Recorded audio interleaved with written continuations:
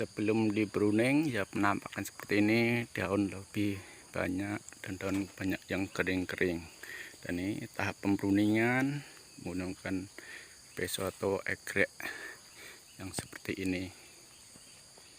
Ya, seperti saudara pemirsa atau petani sawit dan tahap pembruningan daun yang sudah tua. Nah, seperti ini, daun lebih banyak dan nutrisi, kalau dipupuk nanti nutrisi daun yang tua-tua ikut makan dan akan mengurangi nutrisi untuk pembuahan. Nah, seperti inilah. Seperti ini tahap mau pembruningan. Nah, seperti ini sebelum dipruning deh, daun lagi banyak, pelapa ya lebih banyak. Nah, seperti ini penampakannya, daun lebih banyak, daun yang kering-kering, penampakan yang belum dipruning. Pemirsa petani kelapa sawit dimanapun Anda berada, yang di daerah Indonesia maupun di Malaysia, tapi sekarang ini saya mereview di tempat di Malaysia dan tahap pembruningan. Nah, seperti ini yang sebelum dipruning dan nanti dan step yang sudah pruning seterusnya.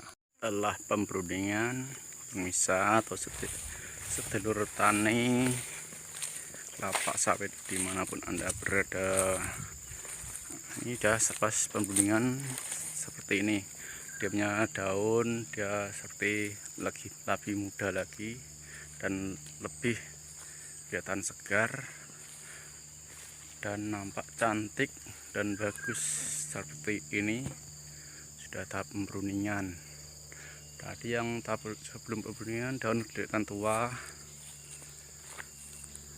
dan enggak enak dipandang mata, dan sebelah sini coba lihat sendiri, udah kelihatan cantik, buah-buah pun udah kelihatan,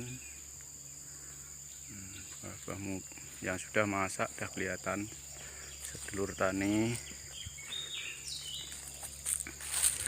kelapa sawit dimanapun Anda berada, kenapa kelapa sawit perlu dipruning? Jawaban saya ya, perlu dipruning karena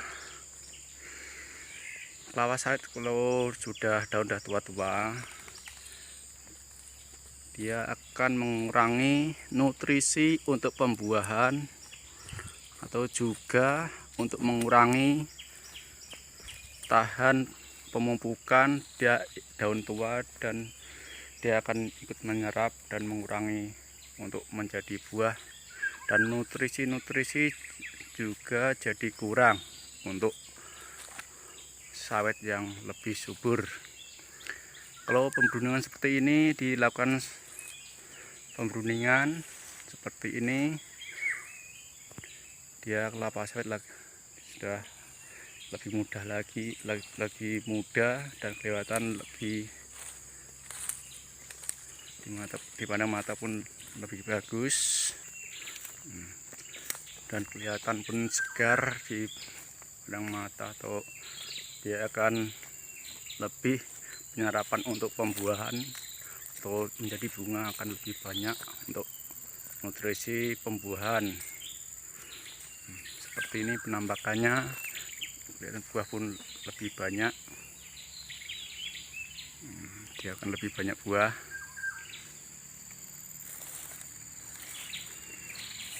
Dia kelihatan lebih banyak buah,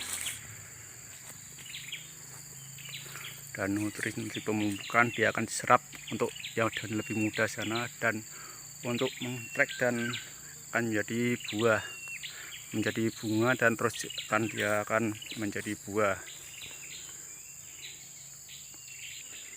Minimal dilakukan 1 tahun 1 kali tahap pembruningan daun, biar kelapa sawitnya biar kelihatan muda lagi seperti ini.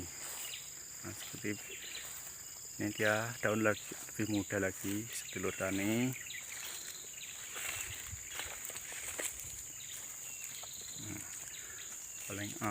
Paling awal sebulan, tapi sekurang-kurangnya 1 tahun sekali untuk pembruningan daun atau pemangkasan daun yang sudah tua seperti ini.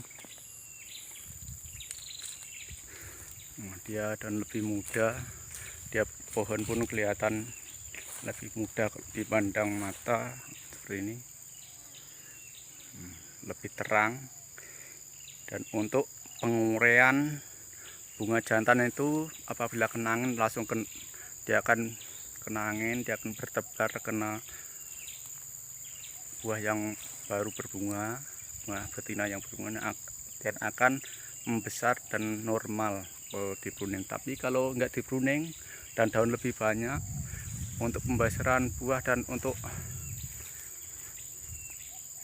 bunga yang jantan enggak bisa terbang dan tidak akan bisa mengawin untuk bunga betinanya itu, dan dia tidak akan normal dan tidak akan lebih besar seperti penampakan yang di atas ini. Dia akan lebih besar,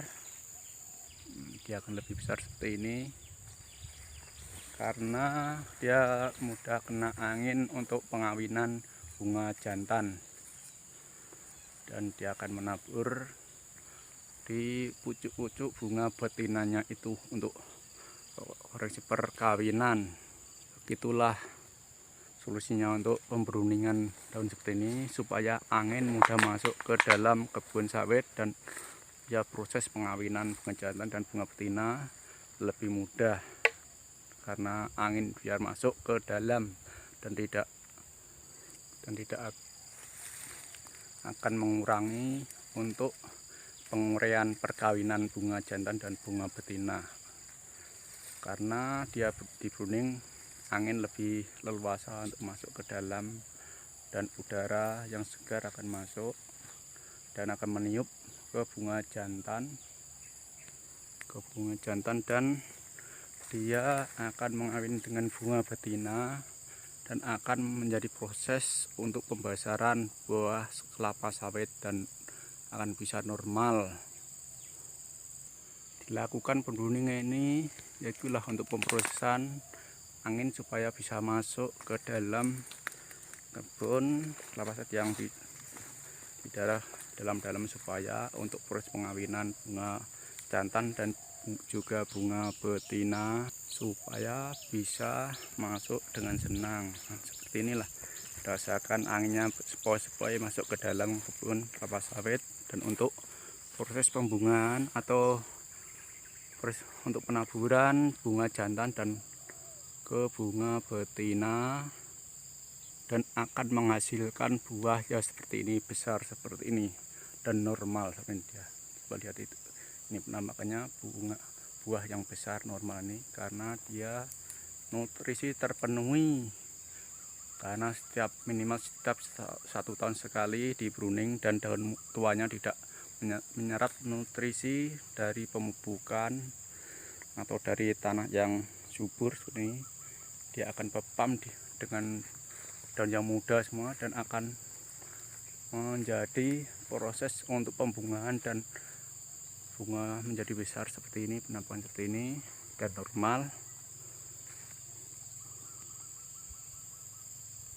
Pohon ini mencapai 3, 4 atau sampai 5 meter.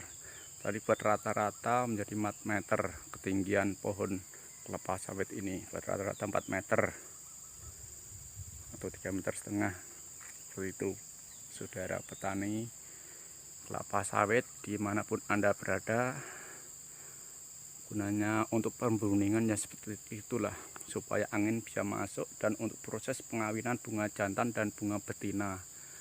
Apabila ditiup angin sepoi-sepoi, dia akan terbang, dia akan hinggap di pucuk bunga betina. Oh ya sedulur tani, apabila Anda terinspirasi dengan video ini, jangan lupa subscribe, like juga komen atau bagikan ke teman-teman lainnya, petani lainnya, supaya biar sama-sama tahu untuk proses pembruningan dan atau pemangkasan daun yang sudah tua ini. Oke sedulur tani, salam sukses untuk petani sawit dimanapun Anda berada. Oke, saya akhiri. Wassalamualaikum warahmatullahi wabarakatuh.